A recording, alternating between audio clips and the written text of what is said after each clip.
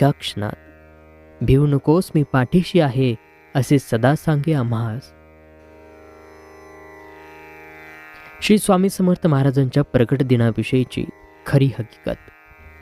स्वामी समर्थ महाराज कधी आले, कुठून आले, ते कोण होते याबद्दल कोणालाच काही माहिती नाही.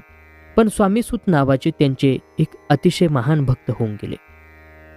त्यांना स्वामी समर्थ आपला मुलगा मानायचे. त्यांच्या अनुभवावरून आपल्याला समजेलच की स्वामी कसे प्रकटले.